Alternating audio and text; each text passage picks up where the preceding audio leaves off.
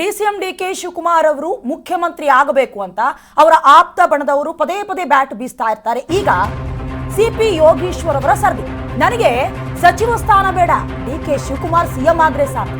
ಉಪಮುಖ್ಯಮಂತ್ರಿ ಡಿಕೆ ಪರ CPY batting, DKShi CM ಆಗಬೇಕು, ಅದು ಜಿಲ್ಲೆಯ ಜನರ ಕನಸು ಅನ್ನೋ ರೀತಿಯಲ್ಲಿ ಎಲ್ಲ ಕಾಂಗ್ರೆಸ್ ಶಾಸಕರ ಅಭಿಪ್ರಾಯ ಅದೇ ಅಂತ ಸಿಪಿವೈ ಹೇಳ್ತಾ ಇದ್ದಾರೆ.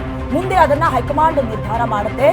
ಅಧಿಕಾರದ ಒಡಂಬಡಿಕೆ ವಿಚಾರ ಅದೇನಿದೆಯೋ ನನಗೆ ಗೊತ್ತಿಲ್ಲ, ನನಗೆ ಮಂತ್ರಿ ಸ್ಥಾನದ ಆಸಕ್ತಿ ಇಲ್ಲ, ಅದು ನನಗೆ ಬೇಡ ಅಣ್ಣ ಅಂತ ಹೇಳ್ತಿದ್ದಾರೆ.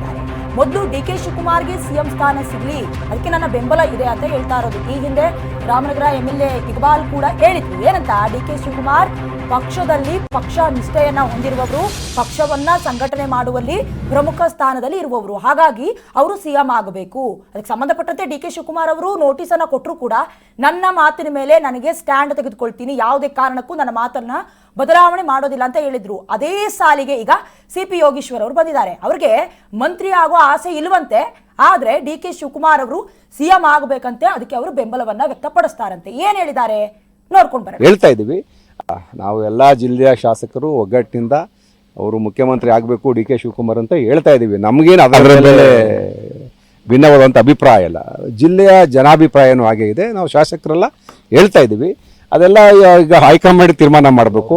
ದಿನ ಬೆಳಿಗ್ಗೆ ನಿಮ್ಗೆ ಗೊತ್ತಿಲ್ಲ, ಇಲ್ಲೇ ಇರ್ತೀನಿ ನಾನು, ರಾಜಕಾರಣ ಮಾಡೋಕ್ಕೆ ನಾನು ಇನ್ನೂ ಹೋಗ್ತಾ ಇಲ್ಲ. ನೋಡೋಣ, ಶಿವಕುಮಾರ್ ಹತ್ರ ಚರ್ಚೆ ಮಾಡ್ತೀವಿ ಇದ್ರ ಬಗ್ಗೆ, ಅವ್ರು ಏನು ಹೇಳ್ತಾರೆ ಕೇಳೋಣ.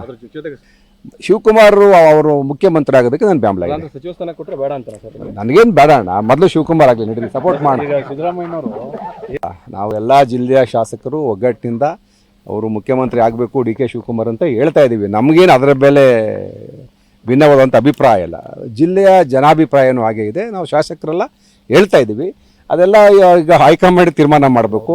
ದಿನ ಬೆಳಿಗ್ಗೆ ನಿಮ್ಗೆ ಗೊತ್ತಿಲ್ಲ, ಇಲ್ಲೇ ಇರ್ತೀನಿ ನಾನು, ರಾಜಕಾರಣ ಮಾಡೋಕ್ಕೆ ನಾನು ಇನ್ನೂ ಹೋಗ್ತಾ ಇಲ್ಲ.